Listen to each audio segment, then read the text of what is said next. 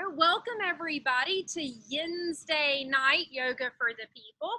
I'm Libby. I'm the owner and operator of In the Hills, which is my home-based business. And I say business because it is a yoga studio, but I do various other things. I wear about 5 different hats. I'm a reflexologist and aromatherapist.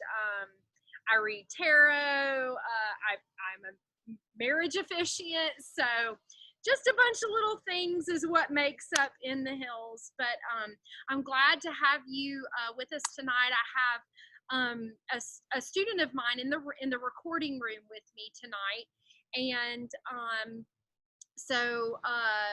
for those of you that are watching this on YouTube, welcome. I'm glad that you stumbled across my little corner of the infrawebs. I'll start out with a disclaimer, and this is not verbatim, so you can read it in the description below, but you should certainly check with your physician before starting any exercise program, including a yoga class that you may do on YouTube.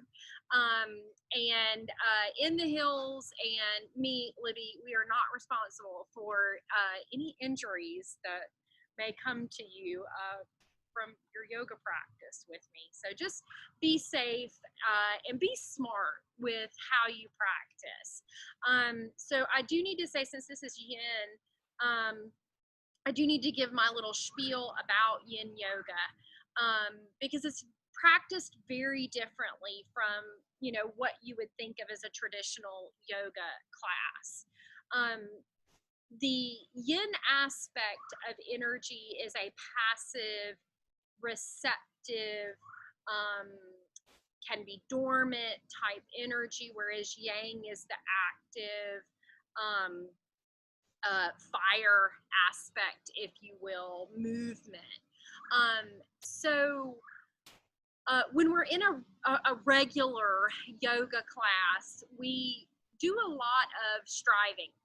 And we are striving to create transformation within our minds, our bodies, our emotions, our spirits. And that's fantastic. I love a Yang class. However, this is not a Yang class. It is a Yin class. And in our Yin practice, it is the practice of just being and not expecting anything really out of your practice except for just being in the postures for the sake of being there, and accepting whatever will come of that or whatever does not come out of that. And so when you come into a Yin posture, what you want to do is find what my students and I call the 3. And that is on a scale of 1 to 10, on a sensation scale of 1 to 10. So if you come into the Yin shape, the posture, and okay, your body is in the shape, but there's no different sensation really than where you were before, that would be considered a 1 or a 2.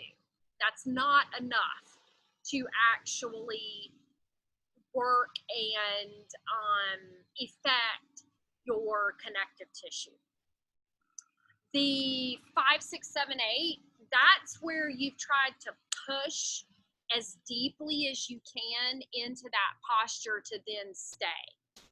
And that's not a good idea either. That is not an effective way to work with connective tissue. Connective tissue does not move quickly at all. But on the other hand, once the connective tissue has been allowed to open up and shift, then it takes a very long time for it to return to the state that it was in before. So that's the good news about it. So what we're looking for is the 3. The 3 is where you come into the posture. Yes, there is some sort of sensation there. So, but it's something that you don't have to tolerate. You don't have to fidget or breathe through pain or anything like that. You can just be, because the alchemy of yin is in duration, not sensation. So we'll be holding our postures for about 5 minutes each. So don't feel like you have to push yourself to this deepest sensation possible, because it's going to continue to deepen as you're in it, and you don't want to push yourself so far that your tissue shuts down and resists. You're counteracting any goodness that you'd be doing for yourself and your tissues at that moment. So that's my yin spiel. Let's go ahead and just come to a comfortable seated position here, sitting up nice and tall through the spine. You're going to lift from the base of your skull through the crown of your head to elongate the back of the neck. You'll bring a lift into your heart and let your shoulders melt away from your ears. We can close our eyes here.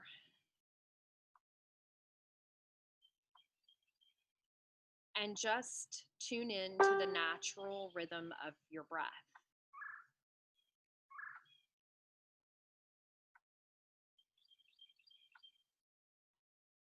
Not trying to change or alter the breath in any way, just observing.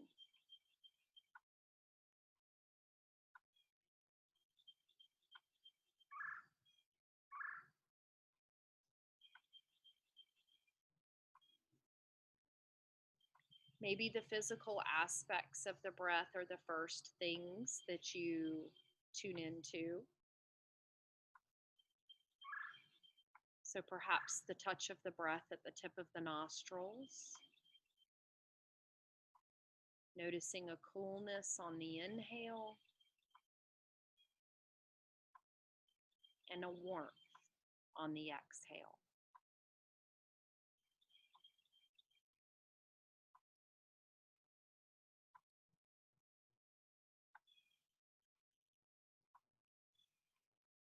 Try to begin releasing any tension along the exhales.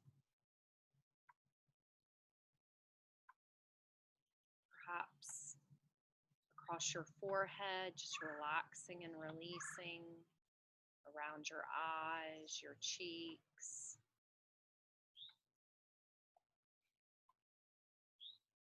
Releasing your jaw and allowing the tongue to settle.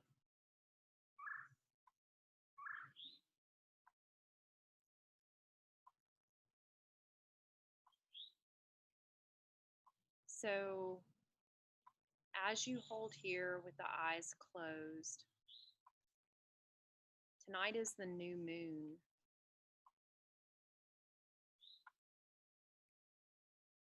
And our sequence is focused around renewal.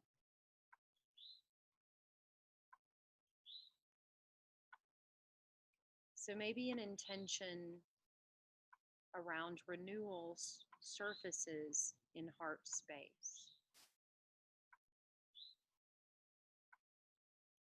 What aspects of your life could use a little renewal?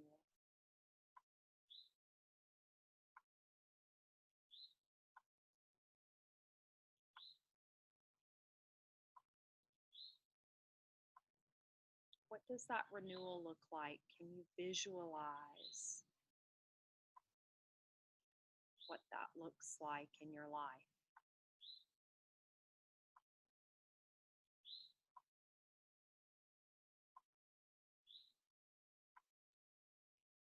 I don't have any readings or wise words or quotes tonight, but as we move through our postures, I'll try to prompt you to come back to these questions of renewal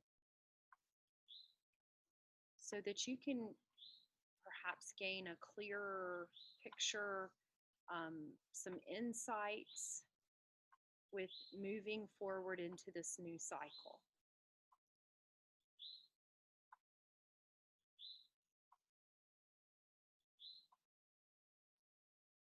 We'll gently blink our eyes open, bring our hands together at heart center.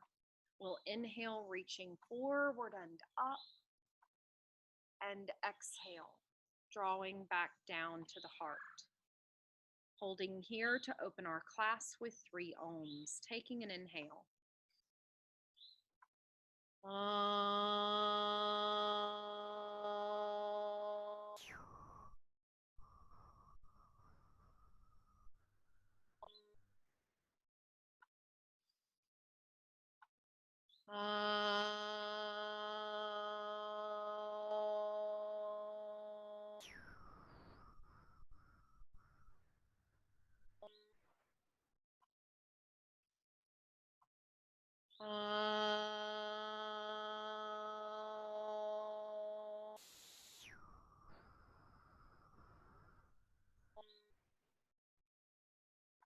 Fourth ohm resonates within the heart space.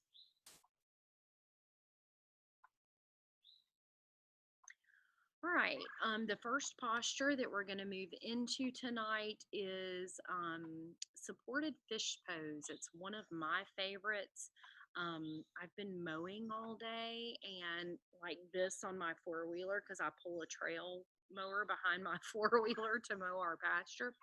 And so I've got a lot of tension built up in my shoulders. And so that's one reason I put this first, is because I knew it would feel good in my own body. So I'm going to give you a couple of options with it. I prefer to do my supported fish pose with blocks. But that can be a little bit too intense for some people. So you can use a blanket, you can use a bolster, or some firm pillows if that suits you a little bit better. So I'll show you how to set up for any of those scenarios. Okay, so the blocks. Grab my blocks, and I grabbed orange ones so you'd be able to see them. All right, so I am going to bring one of my blocks on low setting, and I'm going to bring it horizontally across the base of my shoulder blades. And then I'll use my second block as a pillow block. So let me show you. What does not work is holding the block here and then trying to lie down on it. I know that from experience, by the way. So I find it best to place the block on my mat and then just use my thumbs holding on to the edge of the block to kind of wiggle it around as I come back. And I want the bottom edge of the block, if you wear a bra, it would be around bra strap area, but definitely toward at the base of the shoulder blades is where you're wanting that block to hit, the bottom edge of the block. And then you're going to take your second block and you're going to allow your throat to open, and you can bring your head onto that block. Now, legs can be however you want them to be. You can lengthen them out long. You can bring the soles of the feet together and let the knees butterfly open. You can just bend the knees and bring the soles of the feet to the mat. You could step the feet wide and let the knees fall into center into constructive rest. So dealer's choice on that. Now, with the head block, this does not promote much throat opening for me, at least. And I might not want throat opening tonight, but if you do want throat opening, if your block's on low, you could probably remove the head block and just let your head hang back and meet the mat, meet the floor. That may be too much though. That may create, and actually it feels like the way I've worked my shoulders today, it feels like it's adding tension. So I'm going to forego the throat opening tonight and just allow my shoulders and chest to begin opening up. whatever position you've come to with your legs and your blocks, you do want to come with your arms out to a T, palms facing upward.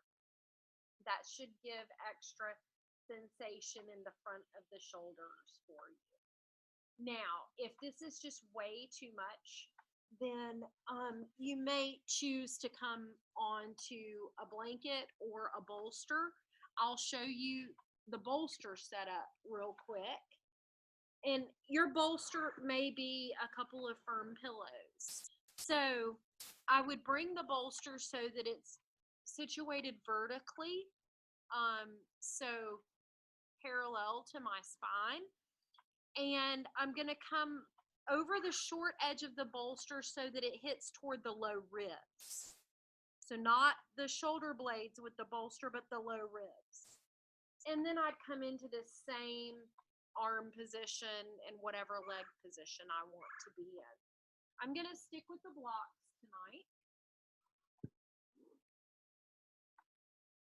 And we've already been here for a couple of minutes, so I'm going to come into the posture with you and settle in for the next 3 or so minutes.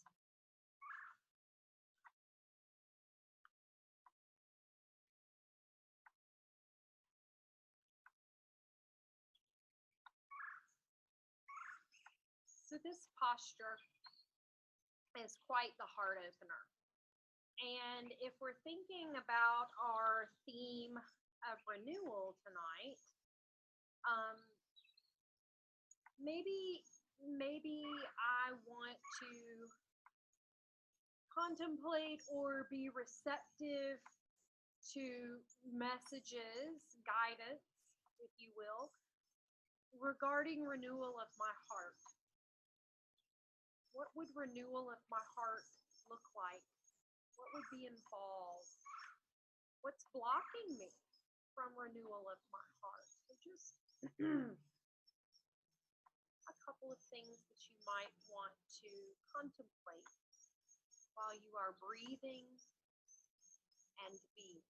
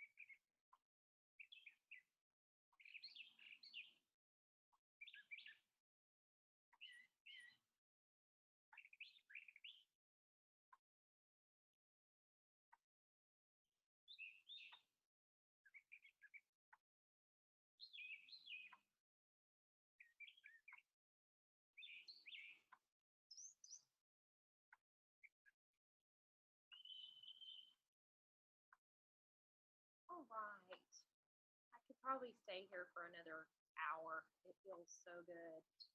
But we must move forward. So from here, you're going to bring your hands back down by your hips. You'll tuck your chin in towards your chest. Press into your hands to help yourself up off of your support, whether it's your blocks or your bolster or a blanket. And then we'll come over onto hands and knees for our next posture. Now, if you've got sensitive knees, then you may want to bring your knees onto a blanket. And I'm going to do so because, I'm on concrete out here on the pool deck. So just feels better to have your knees on blankets, I think. All right, we're going to come into cat back, a sustained cat back. I know we're used to moving between cat and cow breathing in our yoga classes, but this is just going to be a back side of the heart opener and a stretch of the spine. So we'll bring our hands slightly forward, slightly wider than our shoulders. We can set our hands by coming up onto fingertips and then pressing back down. That just helps get some of the weight out of the wrists. We'll take a deep inhale. And we'll exhale, tuck under with our pelvis, tuck under with our chin, and press down through our palms to open the back side of the heart. And here we are.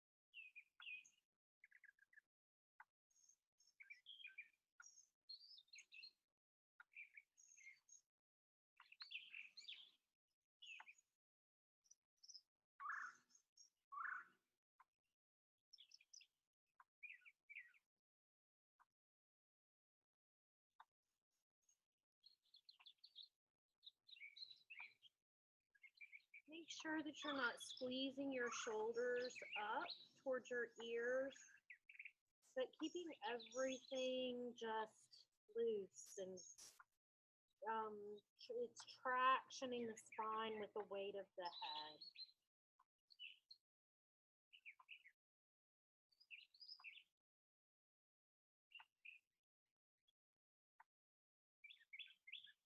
So since we're focused on the back side of the heart here, back side of the body, what is it that you might need to leave behind in this quest for renewal? What is it that's keeping you drained, that may need to be pruned out of your life?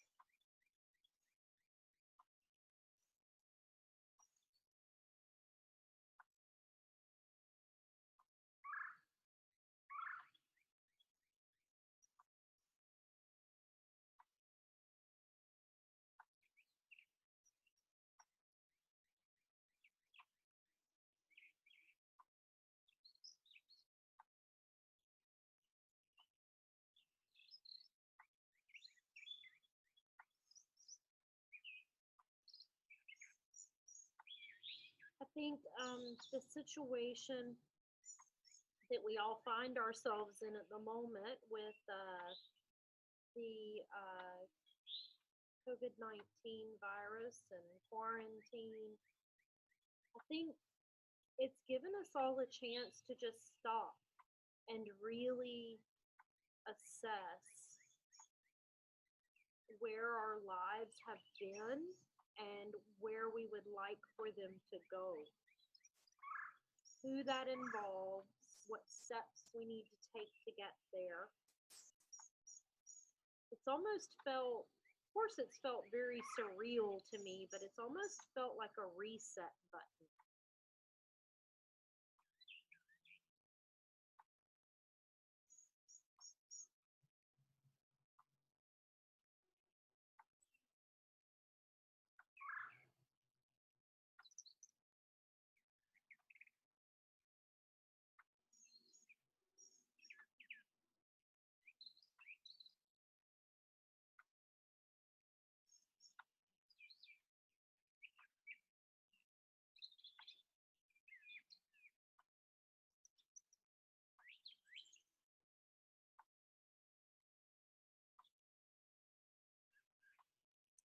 And from here, we'll inhale and release our spine to neutral.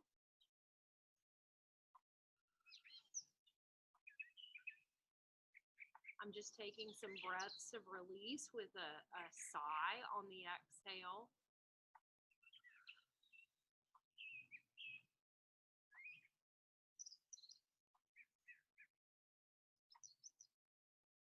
We want to avoid the urge to purge, though, with our yin practice. We want to be receptive and accepting of whatever our experience is and not feel the necessity to move and wiggle it out of our body. Because the discomfort or the strange sensations can be, they can be signpost pointing to something that you need to pay attention to. So we should, I use the phrase, avoid the urge to purge. So we just move forward into our next posture and let whatever may be residual from the last posture just be. So our next posture, in yin it's called caterpillar. In our yang classes, it's just good old Paschimottanasana, forward fold. But we're gonna do it in a very gentle way tonight. So what I want you to do is take a gentle bend in your knees. And, you know, if you have a blanket, and I'm sitting on my blanket actually, if you have a blanket or a bolster that you want to roll and put under your knees, feel free. I want to turn my palms up so that I don't have that urge to grab at my feet as if there's a trophy down there. I always tell my students there is no trophy at your feet, so don't feel like you got to get there. You want to be where you're supposed to be for your body at that moment. So I think I had not planned on leaving the bolster under my knees, but it feels dang good. So I'm going to leave her right there for this next posture. And I'll take a deep inhale tall through my spine. I'm going to exhale and hinge at the hips, trying to keep my spine as long as possible until I meet compression. So my chest and my thighs meet and there's nowhere left for it to go. And then, by the way, if when you hinge forward, you're extremely tight in your low back and hamstrings and your chest doesn't make it to your thighs, grab another pillow or another blanket and put it on your thighs so that you can just fully let go with the support of either a pillow or your thighs. So I hinge trying to stay long until I reach compression. And then I'm just going to let everything hang out here. The frogs are starting to sing for us. That's so exciting to me. I don't know why, but it is. And they sing just about every night, so It's not novel. It's still very cool though.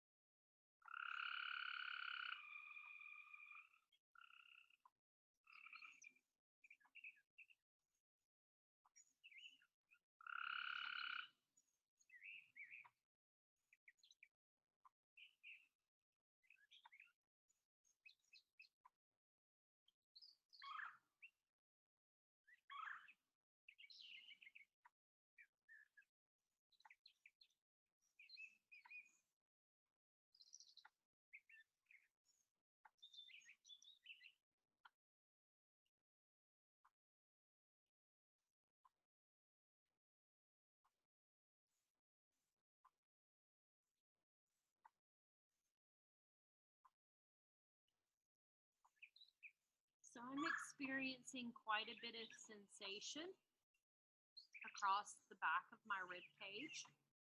And it's prompting me to ponder renewal of my breath. So renewal of life force energy, really. How can I find more renewal through the breath?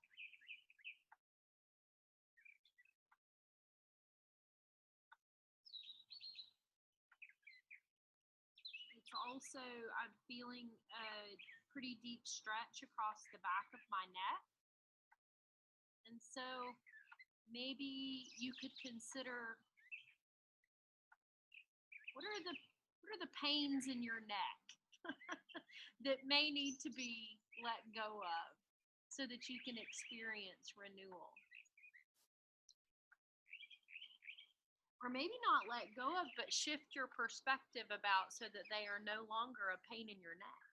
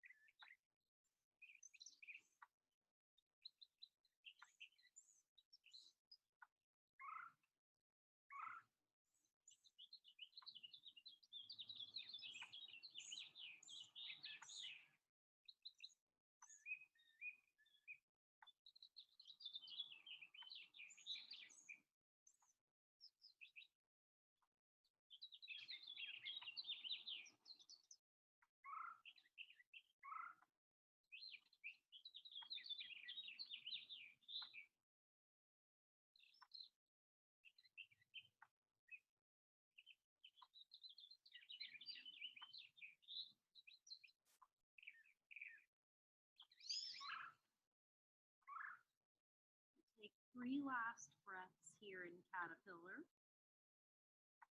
Perhaps giving an open mouth sigh on our exhale.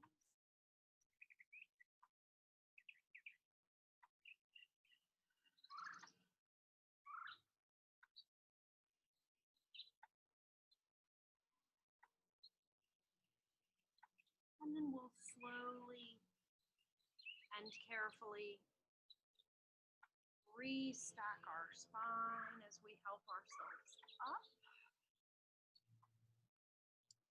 And we'll make our next move onto our bellies for Sphinx pose. So I am going to move my blanket because I don't feel like I need it for Sphinx. I'm just going to flip over onto my belly. Now, tops of the feet are down if at all possible. I do know I have a couple of students with foot issues, and sometimes the feet, like if they try to turn the toes under, there's still quite a bit of space between the ankles. And then I have somebody that's had bones fused in the toes, and so, you know, sometimes it just doesn't work like that. But if possible, go ahead and turn the tops of your feet down. And I've got my feet a little wider than hips distance apart. So just comfortable there. Now, for Sphinx pose, elbows come under the shoulders, if that's okay with your low back. That may be way too much going on in your low back. And if that's the case, you're just gonna shift your forearms forward a little bit. You'll still keep the same shape. It'll just take some of the arch out of, or the extension out of the low spine there, the lumbar area. So find whatever arm position is appropriate for your practice. And you're going to give just a very gentle press down into the forearms. You'll feel your heart lift a little bit from the mat. And then it's not nearly as much engagement as you would take in a Yang yoga class, but just a very, very slight draw back on the forearms toward the hips.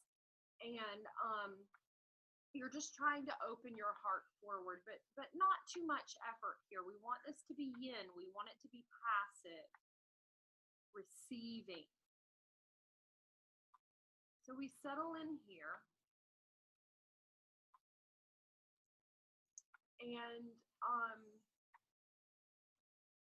so the first thing I'm noticing sensation-wise in my own body is a slight achiness in my low back. So I'm just gonna try to breathe with that. It's nothing that is pushing me past a 3 or a 4. It's just discomfort. If you've got pain, you need to come out of this a little bit. But a dull achiness, that's probably from just riding on the four-wheeler for 3.5 hours today. So I'm just gonna let it be, and I'm gonna be okay and accept it as part of my experience right now. Energetically speaking, issues in the low back can oftentimes point to financial worries. So keeping it surrounding our theme, how might you need to experience renewal in your financial area of your life? And renewal doesn't mean, well, if I just had, you know, this much money, everything would be okay. It wouldn't. We have to evaluate our relationship with money and with security and our needs versus our desires, and recognizing that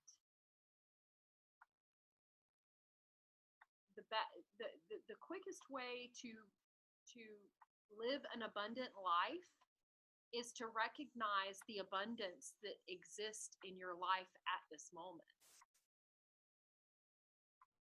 sort of the old counting your blessings adage. So, with everything that's going on, it's very easy to become fearful.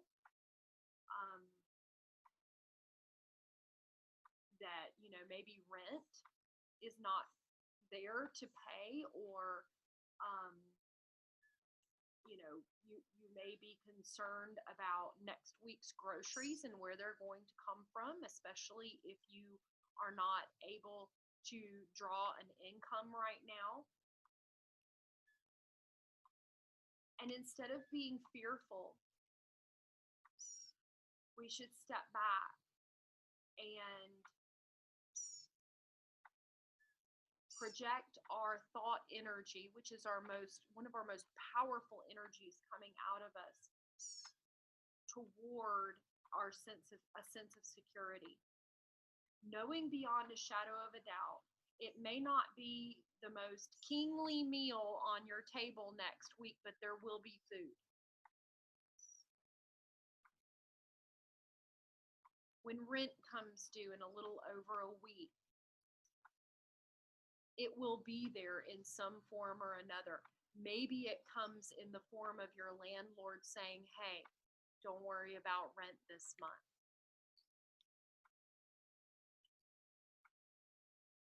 Or maybe someone with means all of a sudden gives you the exact amount that you were short.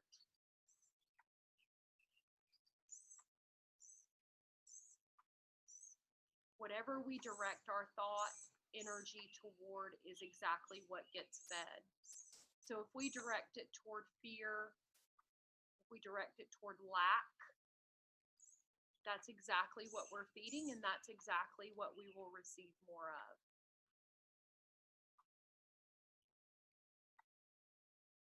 So saith Libby, I guess. I don't know.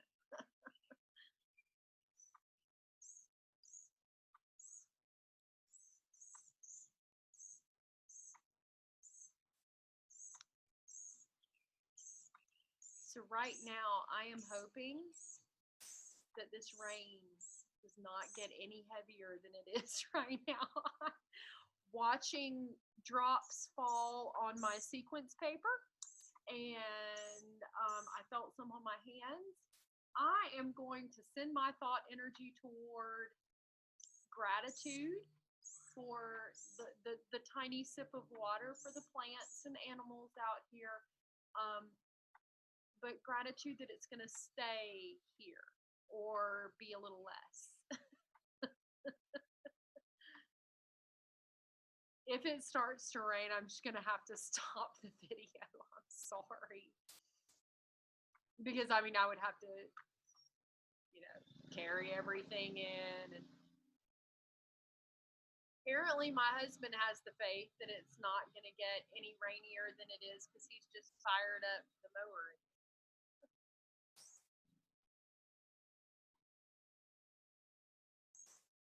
Trying to finish up the job that I left unfinished. Trying to beat the rain. Sorry, I gabbed y'all all the way through this pose. Take a deep inhale, lengthen through the spine. Exhale, stack one hand on top of the other and just come to let your forehead rest on your hand. Just breathing into your low back.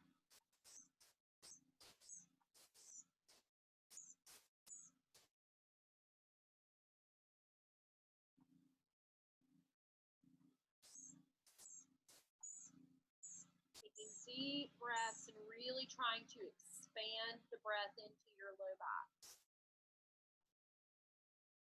Once again, trying to resist that urge to purge.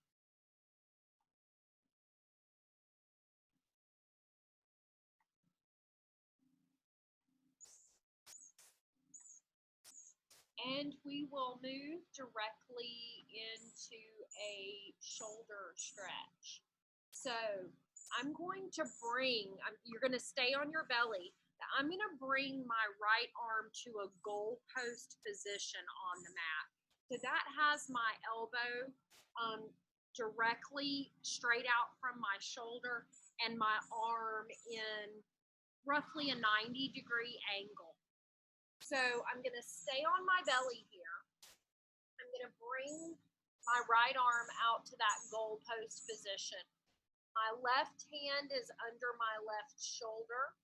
I'm going to press into my left hand to stack my left hip on top of my right. I'm going to bend my knees forward, and I could either just let my head come down to the mat here, or if that's uncomfortable on your neck, you could put a block under your head if you wanted.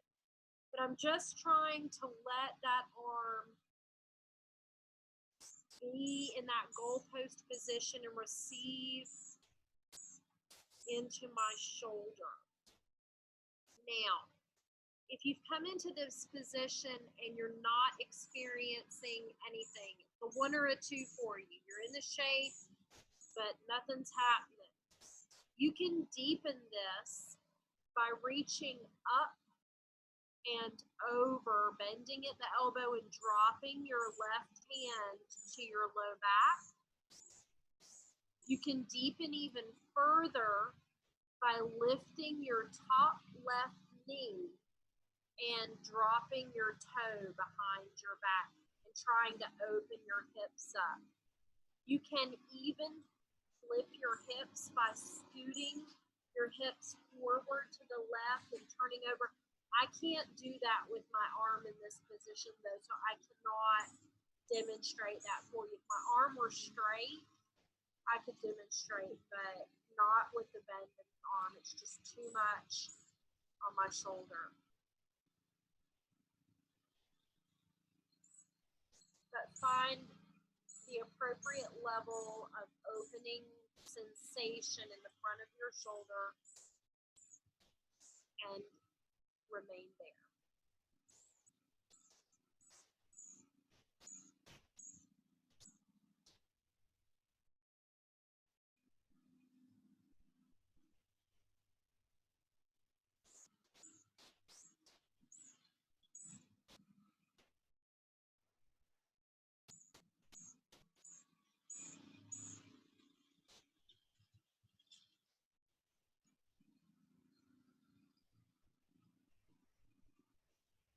I just glanced at the time and I glanced at my sequence. I'm going to have to do some chopping of my sequence. I way over planned for tonight. That doesn't happen too often in Yin with me.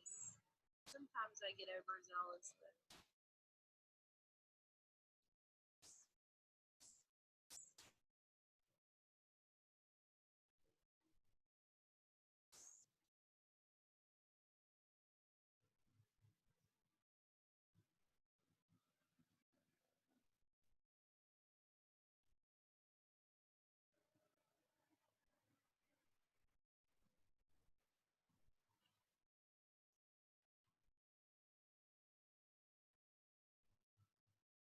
I think the raindrops have stopped. Yay!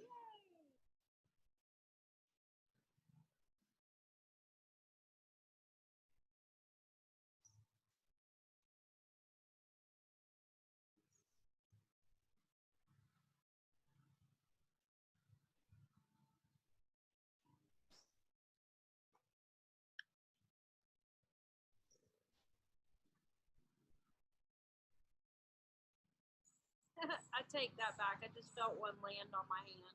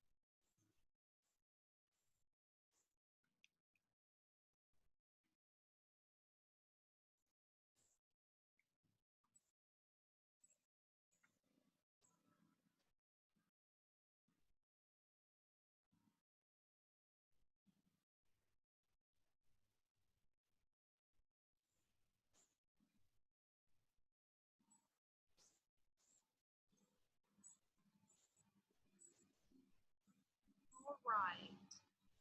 So to come out of this, you're going to lengthen your legs and use your left hand to ease yourself back down onto your belly.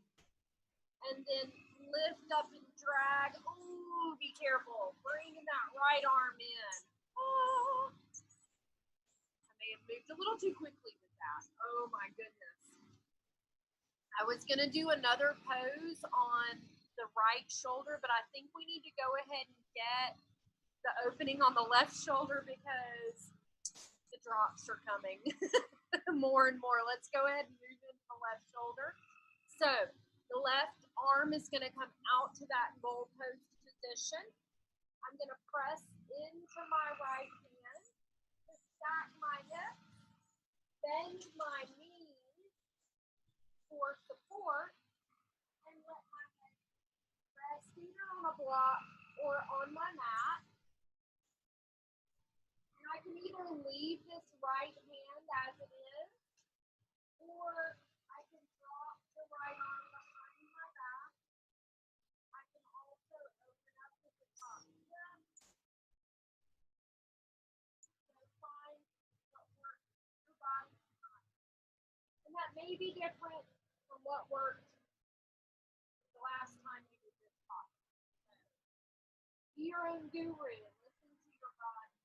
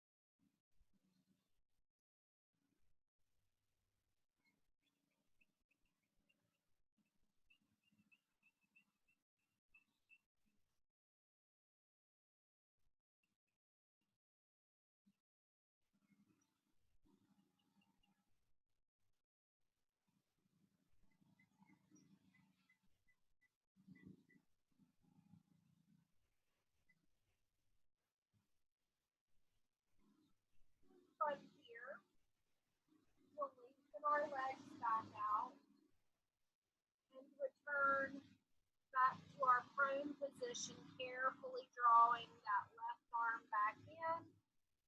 We're just resting here for a couple of breaths.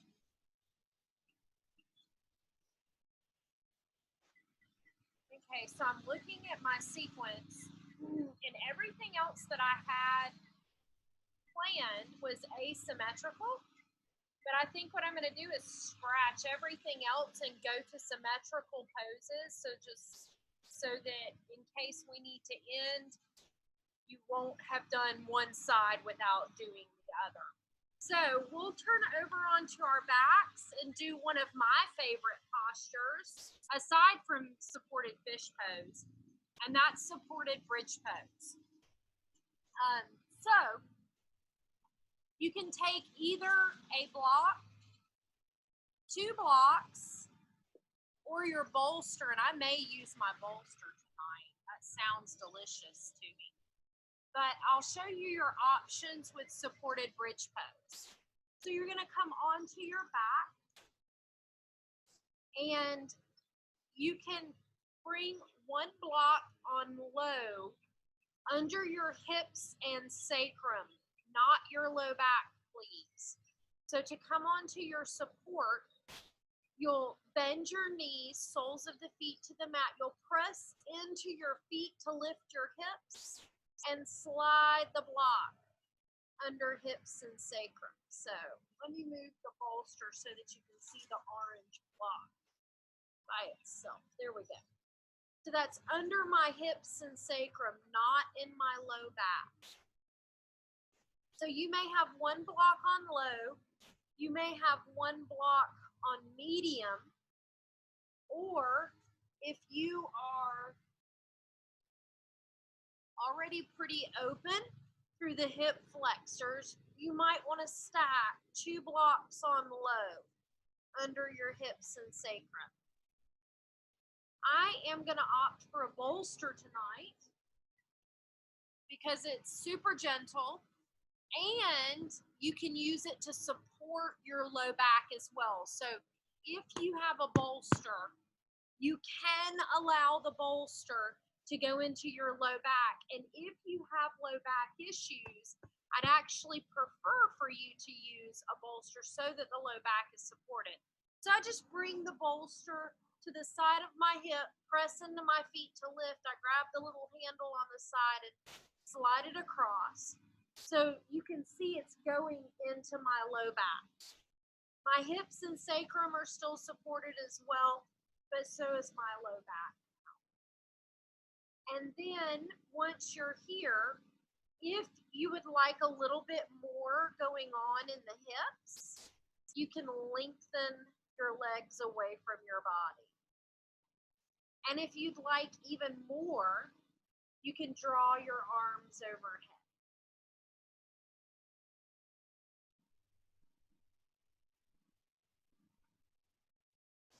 So this particular posture immediately draws me to the sacral pelvic region. And energetically, this is the seat of your creativity. So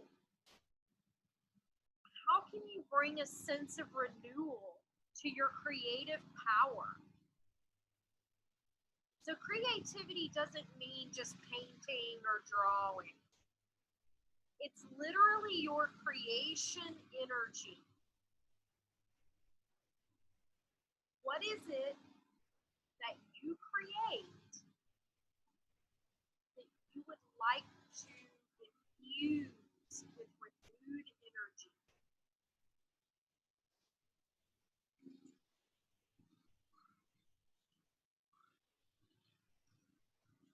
Perhaps you've been blocked from your creative energy.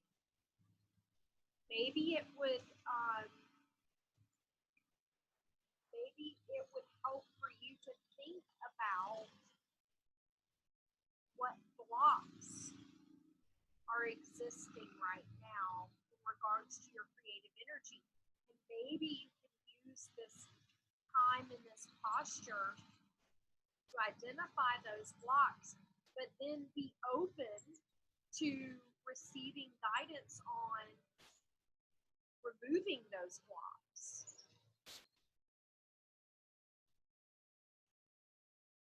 Or working around those blocks.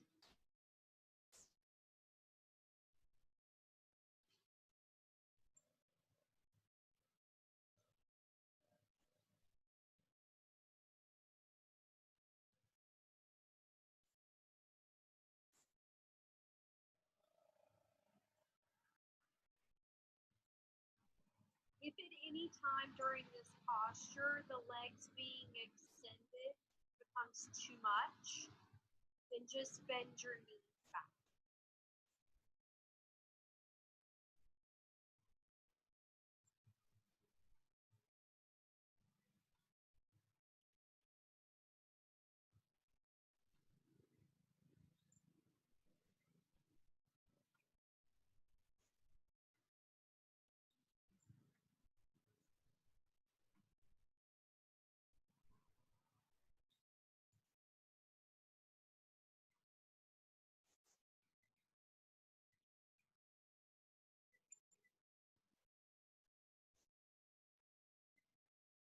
I just realized that I was holding tension in my legs, like I was holding my thighs engaged for some reason.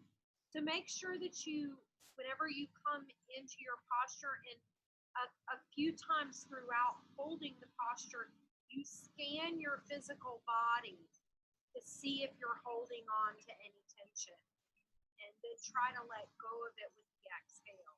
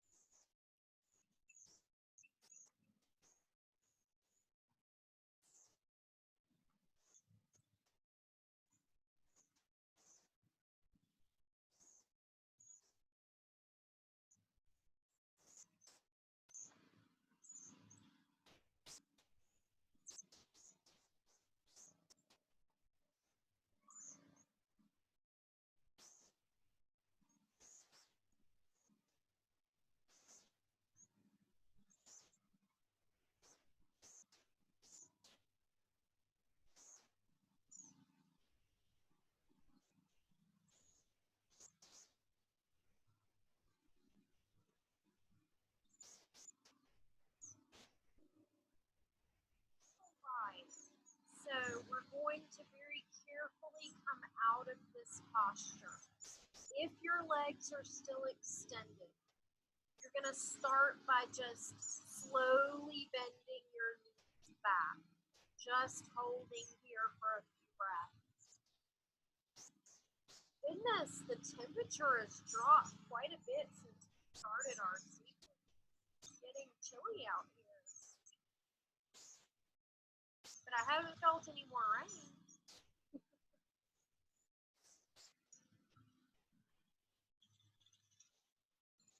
From here, I want you to tuck under with your pelvis, so you're posteriorly tilting, tucking under. You'll press into your feet to lift your hips again. Keep your tuck. Draw your support, whether it's blocks or bolster, out from under you.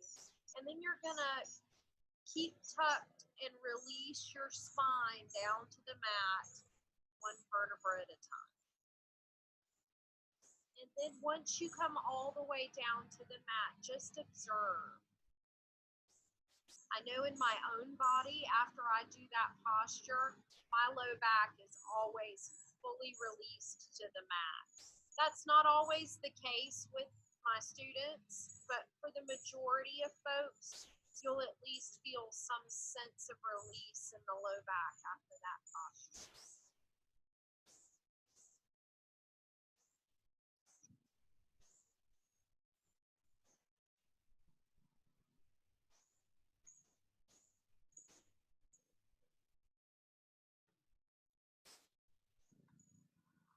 And then we'll stay on our backs and come into Supta Baddha Konasana. So on your back, bound angle pose or butterfly. So just draw the soles of your feet together and let your knees drop open.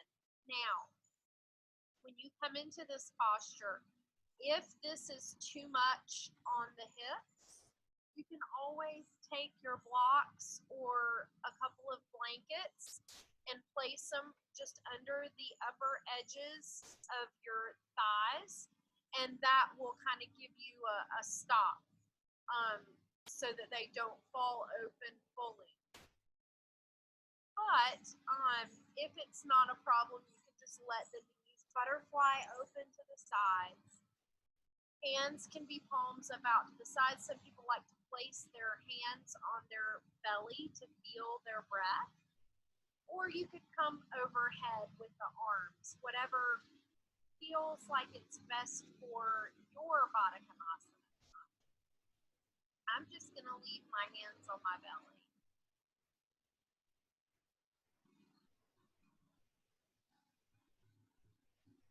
So once again, really drawing in that creative force. You might also, this is a very root chakra centric pose. So that is our sense of security. How can you feel renewed, a renewed sense of security, even in the midst of uncertainty?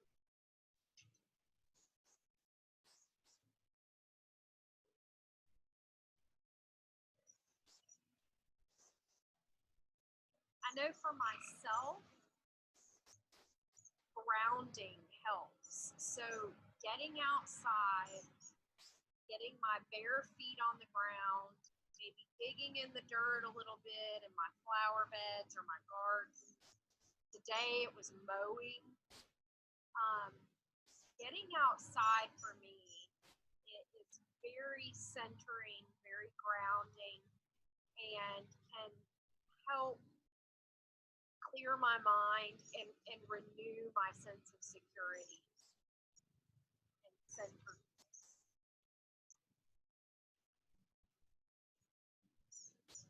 But that's just me.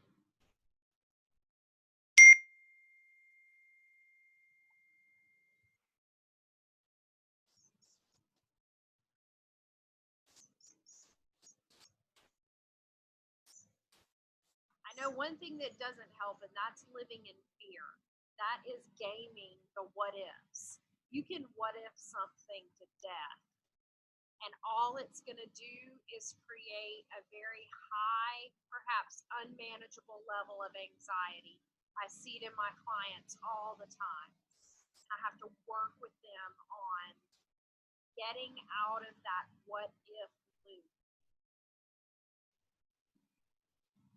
Because once again, if you're what ifing, you're projecting into the future, creating anxiety and worry, and you are feeding it.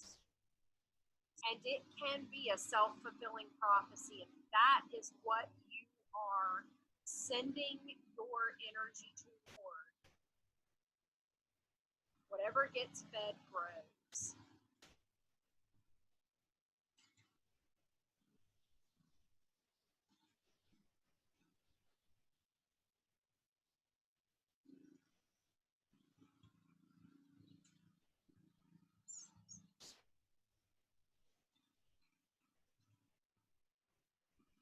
So one thing that can be very renewing for our sense of security is just be in the present moment. At the present moment, I have a meal that's waiting on me when I get done with this class. I have a home to walk into that I was able to pay the mortgage on this month. I have a vehicle that, although it's old, it still gets me from A to B, sometimes C if I'm lucky. And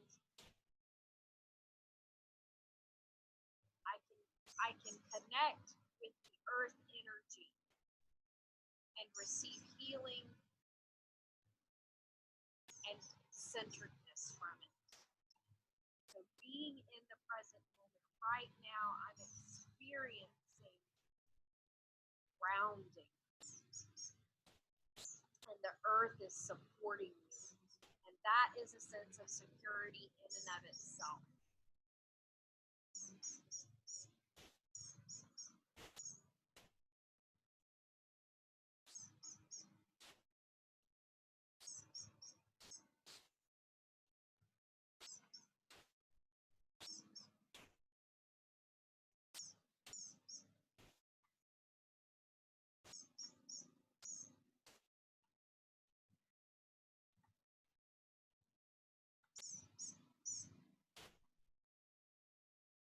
Right? So you're just going to take hold of your outer thighs and use the strength of your arms to press your knees back up to center.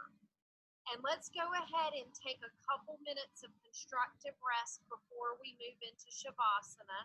We made it to the end of our sequence without it raining us out. So I want you to heel toe your way wide on your mat with your feet. So mats distance apart, maybe even a little outside of your mat, just depending on how much you need. And from here, you're just going to let your knees drop into center. The wider your feet are, the deeper this posture is. And you can see, I'm just letting the soles of my feet open out to the sides because I've got my feet pretty wide. If you're on your mat, the feet may not actually turn open, but if you're wide enough, you'll want to just let the soles of your feet open out.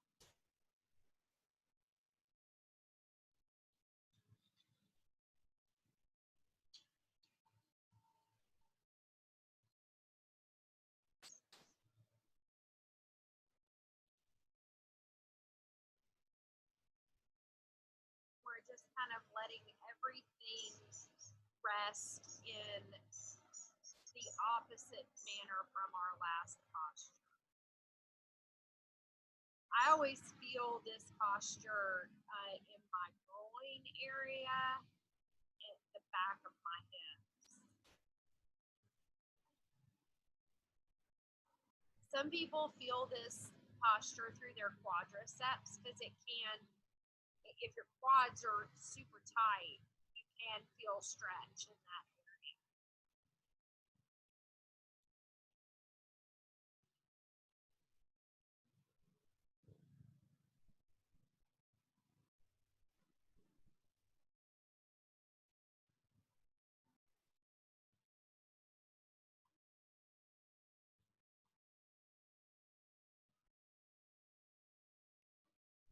It's funny, I think the rain prompted me to do the sequence or do a posture that I wanted to do when I was planning it, but I did it last week and I was like, oh, I don't want to bore my students with the same posture. And that was the supported bridge pose posture. So maybe the little drops of rain came along to carry me into symmetrical poses and have us do supported bridge pose. All right, so carefully open the knees back up. Draw your feet back in and we'll come straight into Shavasana from here. So lengthening the legs out from your body. Feet are wider than hips distance. And just let your feet flop open to the sides. Arms extend out to the sides of the body, palms up. And I just want you to work your shoulder blades up under you. There is a little lift in the low back here. It's not flat on the mat. That's just the natural curve of the spine. And I want to equalize my body weight between my shoulders and my hips. So maybe doing a little wiggling around here until you feel equalized. Lengthen the back of your neck, finding the flat spot of the back of your head to rest on. Closing your eyes.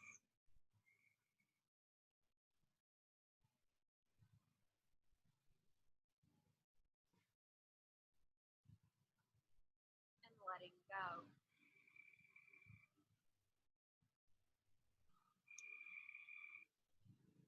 Letting go, I whisper, it's okay to release. Letting go, my body says back to me, thank you. Letting go, I find a silence and a stillness so sweet. Letting go, I feel my body welcome in peace. This feeling of centeredness, groundedness, and ease becomes available anytime I'm willing to let go and welcome release.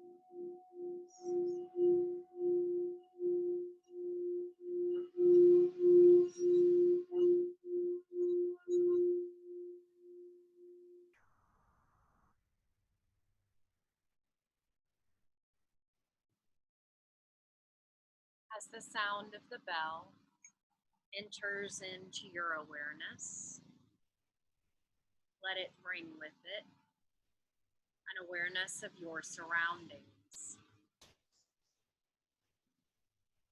beginning to deepen your breath and turn your senses outward once again.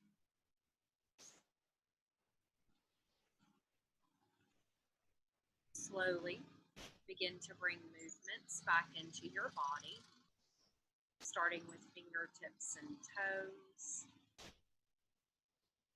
hands and feet, wrists and ankles, arms and legs. Whole body making movements that feel good to you.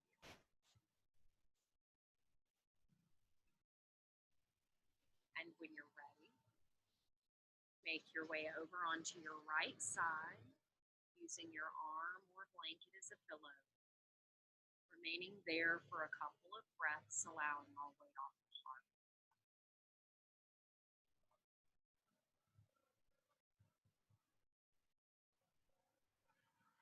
And then you can gently help yourself up to a comfortable seated position. We'll end where we began. I invoke favor, peace, prosperity, and health upon each of us this day. May we experience full restoration, nothing missing, nothing broken. That which has been taken from us, physical and not, may it be returned to us sevenfold. And that which was once broken in our lives, bodies, minds, or spirits, may it be mended like new. May all beings be happy, healthy, and free. And may we practice with patience and know much peace. Namaste.